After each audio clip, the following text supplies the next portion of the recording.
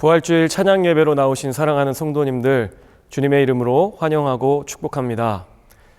오늘은 예수 그리스도의 부활이 온 인류에게 소망이 됨과 동시에 한 개인의 삶 가운데 얼마나 귀중한 역사로 나타나는지 우리 함께 나누도록 하겠습니다. 여기 의연한 얼굴로 그물질하는 한 사내가 있습니다. 그의 이름은 베드로. 한때 메시아의 오른팔이라 자청하던 사람이었습니다.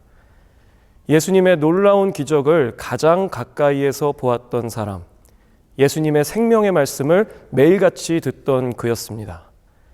그런 그가 오늘 복음이 아니라 그물을 들고 배 위에 서 있습니다.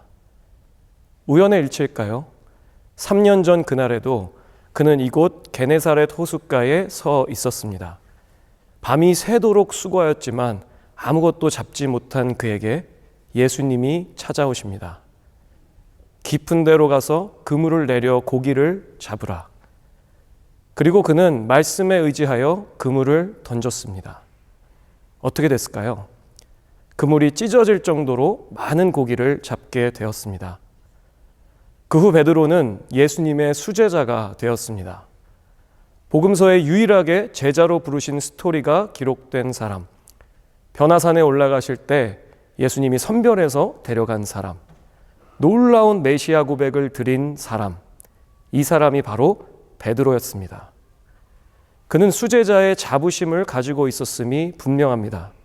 그래서 이렇게 당당하게 고백했습니다. 모두가 주를 버릴지라도 나는 결코 버리지 않겠나이다.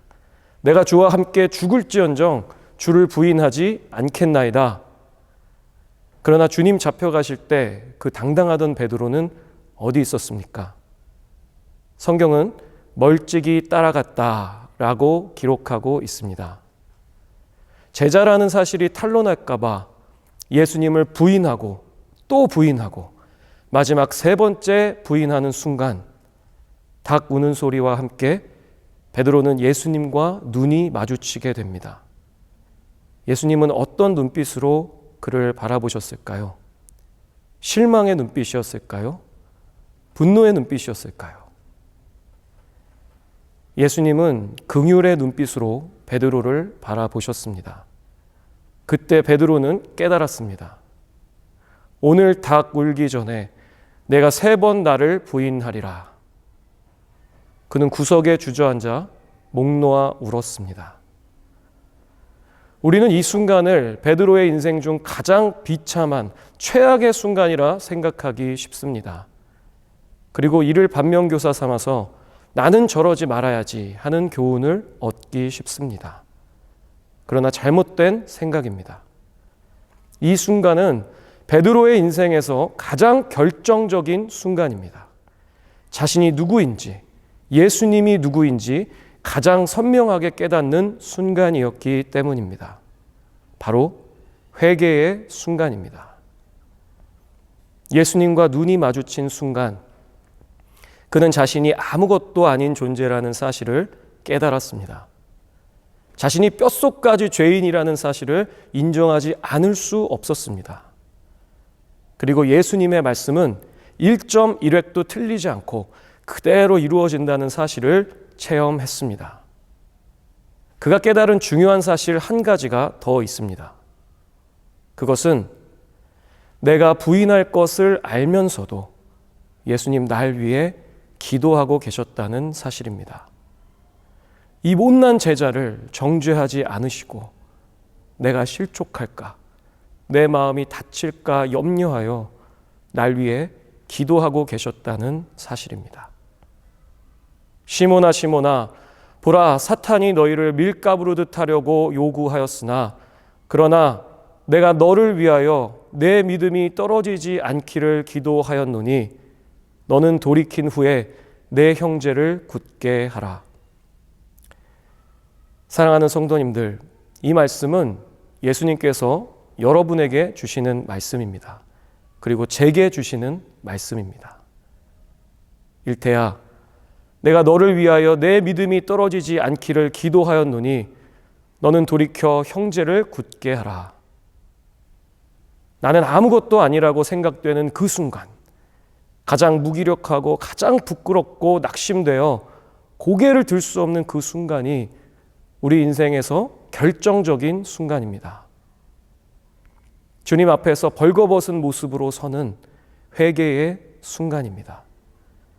그때 비로소 주님의 말씀을 온전히 깨달을 수 있습니다. 주님, 나를 위해 기도하고 계시기 때문입니다. 베드로는 예수님의 말씀을 깨달았지만 거기까지였습니다. 그는 다른 제자들에게 나는 물고기 잡으러 가노라 이야기합니다. 과거로 회개한 것이죠. 우리는 회개해도 온전할 수 없습니다. 주님의 전적인 은혜가 필요하기 때문입니다. 베드로는 익숙한 손길로 그물을 길어 올립니다. 3년 전 예수님이 부르실 때 모든 것을 버려두고 떠났다고 했는데 그에게는 아직도 그물이 남아 있었습니다. 언제든지 돌아갈 곳이 있었습니다. 성경은 분명히 말합니다. 손에 쟁기를 잡고 뒤를 돌아보는 자는 하나님의 나라에 합당하지 아니하니라. 베드로는 전적으로 주님을 따르지 못했습니다. 마음 한켠에 그물이 있었기 때문입니다. 여러분의 그물은 무엇입니까? 주님을 전적으로 따르지 못하게 하는 그물이 있으십니까? 만약 있다면 그것이 은혜를 가로막는 장애물입니다. 베드로는 그 그물을 가지고 밤이 새도록 고기를 낚았지만 한 마리도 잡지 못했습니다. 그러나 베드로의 마음은 여느 어부와는 달랐습니다. 물고기가 없어서가 아니라 예수님이 계시지 않아서 눈물 지었을 것입니다. 그런 그에게 예수님이 찾아오셨습니다. 그를 위해 친히 상을 차려주시고 베드로의 모든 허물을 덮으시는 눈빛으로 이렇게 말씀하셨습니다. 시몬아, 네가 나를 사랑하느냐? 원어로 내가 나를 아가파오 하느냐입니다. 여기서 아가파오는 여러분이 잘 아시는 아가페의 사랑, 하나님의 무한한 사랑을 뜻합니다. 시몬아, 내가 이제는 나를 무한한 사랑으로 사랑하느냐? 질문하신 겁니다. 그러자 베드로가 고개를 떨구며 이렇게 대답합니다. 네, 주님, 내가 주님을 사랑하는 줄 주님께서 아시나이다. 원어로 네, 주님, 내가 주님을 필레오 합니다 라는 말입니다. 여기서 필레오는 친구 사이의 우정, 형제의 사랑을 뜻합니다. 유한한 사랑입니다. 베드로는 주님, 저는 여전히 주님을 형제의 사랑으로밖에 사랑하지 못합니다. 그러나 주님을 사랑합니다. 라고 대답한 것입니다. 그러자 예수님께서 다시 물으십니다. 시몬아, 내가 나를 아가파오 하느냐? 네, 주님, 제가 주님을 필레오 합니다. 그리고 마지막으로 주님께서 이렇게 물으십니다. 시몬아, 내가 나를 필레오 하느냐? 주님은 더 이상 아가파오의 사랑을 묻지 않으시고 필레오의 사랑을 요구하십니다. 무슨 뜻인가요?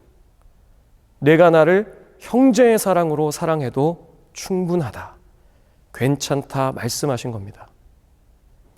베드로의 연약한 사랑을 받아주신 것이죠.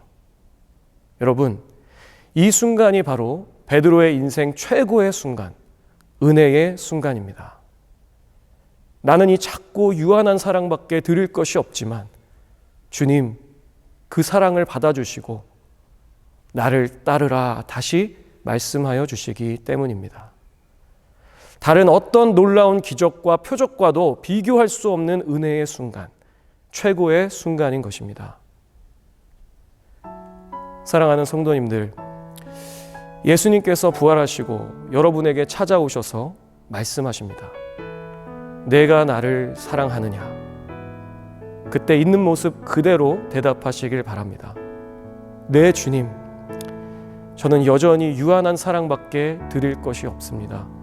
하지만 주님을 사랑합니다. 이때 우리의 사랑을 받아주시고 예수님의 무한한 사랑으로 덮어주시는 그 은혜를 체험하실 수 있길 바랍니다. 그래서 삶의 결정적인 순간과 최고의 순간을 통해 부활의 은혜를 날마다 누리시는 우리 성도님들 되시길 주님의 이름으로 축복합니다.